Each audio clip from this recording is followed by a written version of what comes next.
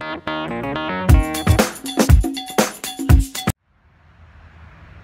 guys, I'm here at the cemetery.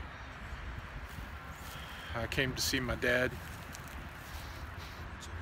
He died in a plane crash last night. And they found pieces of him and bones everywhere.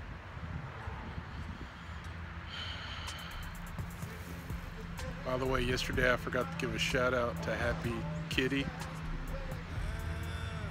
I'd like to say hey to her. Thank you for all the great comments. Happy Cat. Her name's Happy Cat.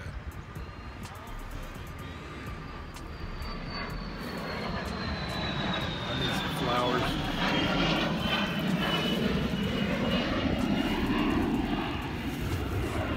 You mind if I borrow these just for a minute? Oh, these don't want to come out. Dad, I tried to get some flowers for you, but you know, it's just not easy to come by. Like for a dozen, they're like $40.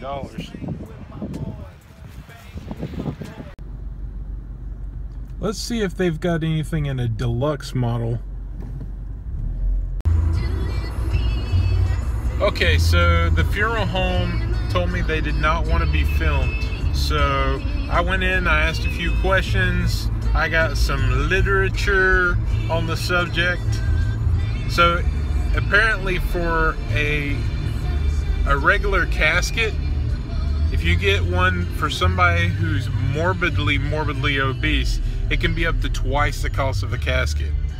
So if you're looking at a casket that's $3,200, it could be $6,000 or $7,000.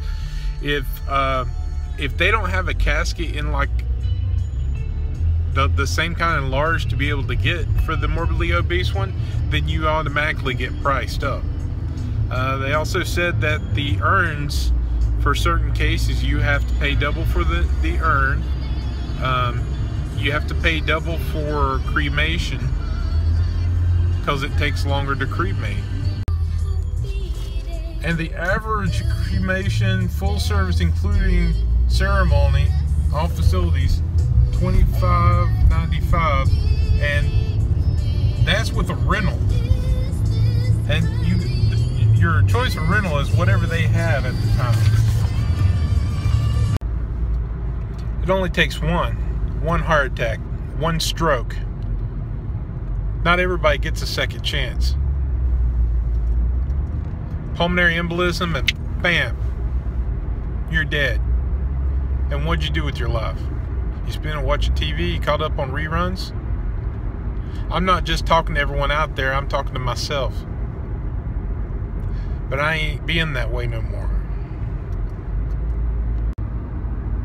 They're gonna have to dig a hole big enough to build a swimming pool for you. How's that gonna make your family feel? Do you really want to be the one that takes up the size of 2 coffins, and then people look in there when you're laying in there on your slab and go, what the hell happened in there? Did they bury cows here? What are you going to do in death, just like in life, when they ask you to biggie size it? They're going to have to give you a corpse.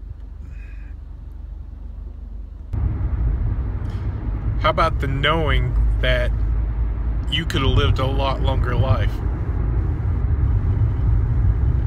but you didn't, because you wouldn't make the change. You wouldn't wake up and smell the coffee beans. When they say your name and your parents and your family calls out and said, oh, he was too young.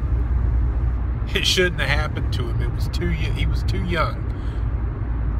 Life is short, and all we have is now. Get your shit together. Is keto the right choice for everyone? No. Keto may not be the right choice for you. You may not like the foods. You may like to be on the paleo. You might like to be on the Mediterranean. Who gives a shit? As long as you're eating in a calorie deficit, you're watching what you eat, you're doing the exercises, you're going to lose weight. I've lost 65 pounds so far. That's awesome. I can't wait to lose 100 more. Okay, when it comes to dieting, if you do your homework, it's going to be easy as having sex with Lindsay Lohan. However, if you do not do your homework and study on what you're eating and what type of foods you're eating, you're going to keep running into the same situation over and over. Kind of like herpes. Keto diet, people eating high fat. Great. It keeps you fuller longer. I love it. Eating lower protein. If you're feeling fuller, and too much protein turns into sugar if you take in excess than what the body needs. Now, if you're working out, you're lifting weights, your body's going to require that you have more protein. But if you're dormant and sitting on the couch and you're taking in 150 milligrams of protein, chances are your body's not going to use that full 150 milligrams of protein. And then it's going to turn into sugar, and it's going to kick you out, possibly out of ketosis. How do you know if you're in ketosis? Well, you can take the ketone strips, the pea ketone strips, and that'll let you know that you're making ketones. Now, if you're not eating any sugar, and you're eating low carbohydrates like you're supposed to, then you're going to be making ketones in plenty. How to find out if you're in ketosis is a different story, because if your glucose is over 90 milligrams and you're underneath 0.5 as far as your ketone blood levels, then you're not in ketosis. But if you take your ketone blood levels and you're above 0.5 and your glucose is under 90, then you're in good shape. A quote from Rocky V: "If I can change, then you can change. Everybody can change." Hey, get a job.